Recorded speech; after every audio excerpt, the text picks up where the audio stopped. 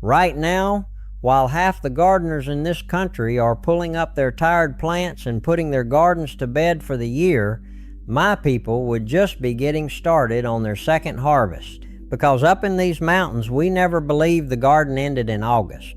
My grandfather had a name for this time of year. He called it the second spring. And while the neighbors were done hanging up their tools and heading to the store for their winter vegetables, my grandfather was out there planting a whole second garden that would feed his family clear through the fall, and some of it deep into the cold of winter long after the first snow. Most folks today have plumb forgotten this. They think you garden in the spring, you harvest in the summer, and then it is over. And so they leave the best growing weeks of the whole year sitting there empty, and they go pay the store for greens trucked in from 1,000 miles away when their own ground could still be feeding them for free. You have probably done it yourself. Stood over a spent garden in the heat of late summer, figuring the season was about done.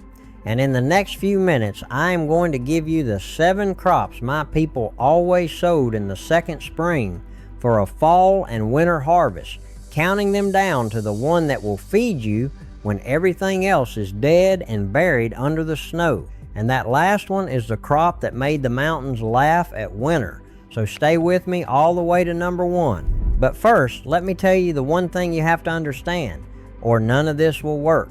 And it is the reason most people get fall gardening wrong. You cannot go by the calendar, you have to go by the frost. Every one of these crops needs a certain number of weeks to grow up before the hard cold sets in and stops it. So the whole secret is this: you find out roughly when your first hard frost usually comes in your area, and you count backwards from there to know when to plant.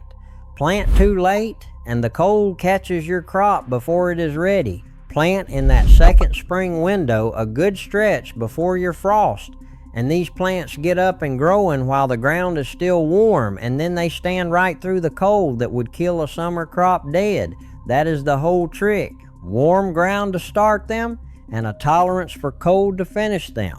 Now let me count you down the 7 that do it best. Number 7, the radish. Now I start here because it is the fastest and the most forgiving, the one anybody can do. A radish goes from a seed in the ground to food on your plate in about a month, sometimes less.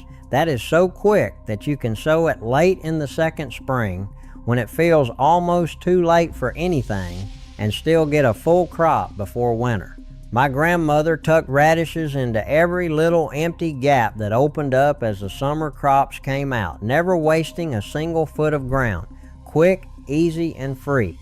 But a radish is just the warm-up. The next one feeds you a whole lot heavier. Number 6, the turnip. And here is where the mountain thinking really shows itself, because a turnip gives you 2 crops off one planting, which my people never wasted. Down below, you get the turnip root itself, sweet and hearty, that stores for a good long while. But up top, you get a whole mess of turnip greens. And any mountain family will tell you those greens are some of the finest eating there is. 2 foods, 1 seed, and the plant shrugs off the frost like it is nothing. In fact, a touch of cold makes the root sweeter. But if the turnip gives you 2 crops, the next one gives you a green that just refuses to quit.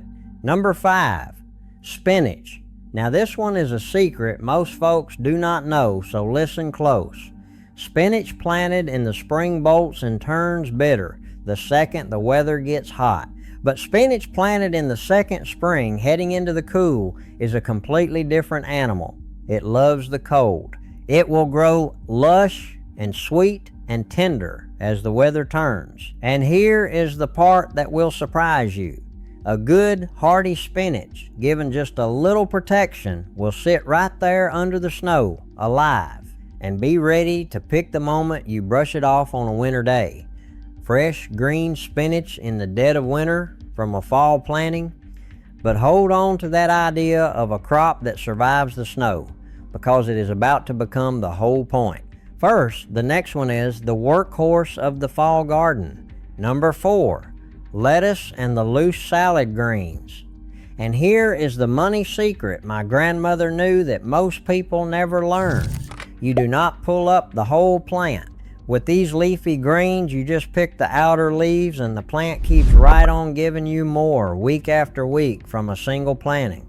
Sow a patch of hardy lettuce and other salad greens in your second spring, and the cooling weather keeps them sweet and crisp long after the summer lettuce would have turned to bitter slime. A single packet of seed becomes weeks and weeks of fresh salad right through the fall for pennies. But salad greens are tender. The top three are the tough ones, the crops that walk straight into winter and keep standing. Number 3, the collard. Now we are getting to the real mountain iron. The collard is one of the toughest, most dependable greens my people ever grew, and it earns its place near the top because it does not just survive the frost, it welcomes it. A collard plant will stand tall in the garden through hard freezes that flatten everything around it. And here is the beautiful part. The frost actually makes it taste better, turning it sweeter and milder with every cold night. So while the rest of the garden is long gone, your collards are standing there green and proud in the frost, feeding your family fresh greens deep into the cold season. But even the mighty collard has to bow to number 2. Number 2, kale.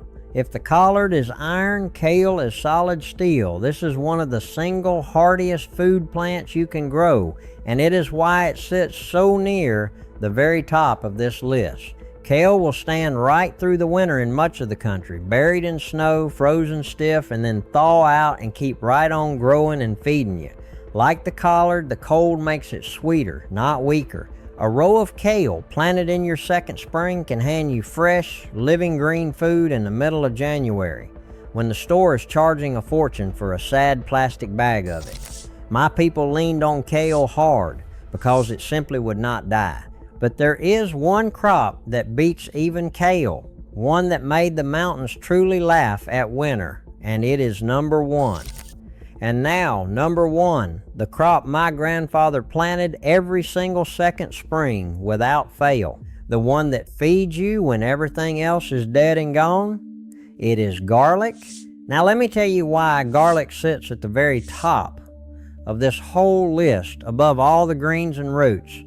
Because it is the most patient and the most powerful of them all. You plant garlic in the fall, in that second spring window, and here's the remarkable thing. It sends down its roots and settles in before winter, and then it sleeps under the frozen ground all winter long, alive, waiting.